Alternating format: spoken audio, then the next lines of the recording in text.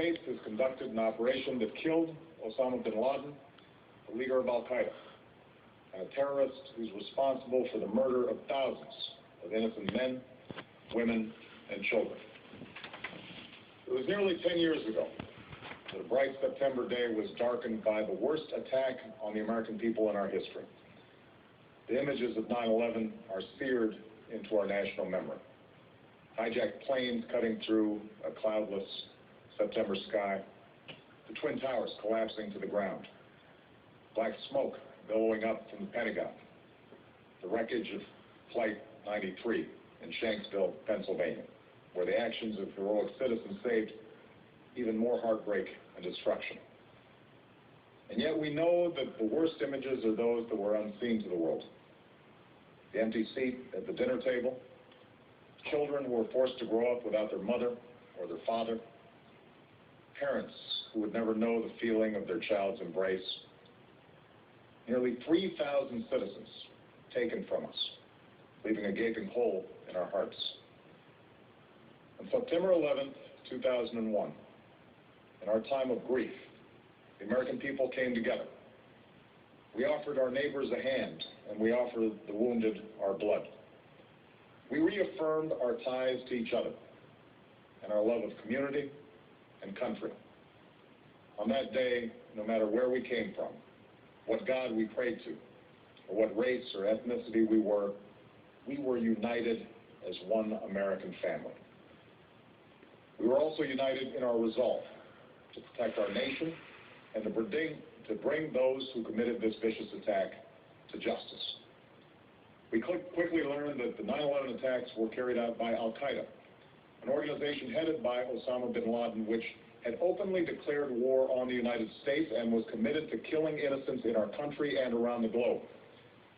And so we went to war against Al-Qaeda to protect our citizens, our friends, and our allies. Over the last 10 years, thanks to the tireless and heroic work of our military and our counterterrorism professionals, we've made great strides in that effort. We've disrupted terrorist attacks and strengthened our homeland defense. In Afghanistan, we removed the Taliban government, which had given bin Laden and Al-Qaeda safe haven and support. And around the globe, we worked with our friends and allies to capture or kill scores of Al-Qaeda terrorists, including several who were a part of the 9/11 plot. Yet, Osama bin Laden avoided capture and escaped across the Afghan border into Pakistan. Meanwhile, Al-Qaeda continued to operate from along that border and operate through its affiliates across the world. And so shortly after taking office, I directed Leon Panetta, the director of the CIA, to make the killing or capture of bin Laden the top priority of our war against Al-Qaeda, even as we continued our broader efforts to disrupt, dismantle, and defeat his network. Then, last August, after years of painstaking work by our intelligence community, I was briefed on a possible lead to bin Laden. It was far from certain, and it took many months to run this thread to ground. I met repeatedly with my national security team as we developed more information about the possibility that we had located bin Laden hiding within a compound deep inside Pakistan. And finally, last week, I determined that we had enough intelligence to take action and authorized an operation to get Osama bin Laden and bring him to justice. Today, at my direction, the United States launched a targeted operation against that compound in Abbottabad, Pakistan. A small team of Americans carried out the operation with extraordinary courage and capability. No Americans were harmed. They took care to avoid civilian casualties. After a firefight, they killed Osama bin Laden and took custody of his body. For over 2 decades, bin Laden has been Al-Qaeda's leader and symbol, and has continued to plot attacks against our country and our friends and allies. The death of bin Laden marks the most significant achievement to date in our nation's effort to defeat Al-Qaeda. It does not mark the end of our effort. There's no doubt that Al-Qaeda will continue to pursue attacks against us. We must, and we will, remain vigilant at home and abroad. As we do, we must also reaffirm that the United States is not and never will be at war with Islam, I've made clear, just as President Bush did shortly after 9/11, that our war is not against Islam, because Bin Laden was not a Muslim leader. He was a mass murderer of Muslims. Indeed, al-Qaeda has slaughtered scores of Muslims in many countries, including our own. So his demise should be welcomed by all who believe in peace and human dignity. Over the years, I've repeatedly made clear that we would take action within Pakistan if we knew where Bin Laden was. That is what we've done.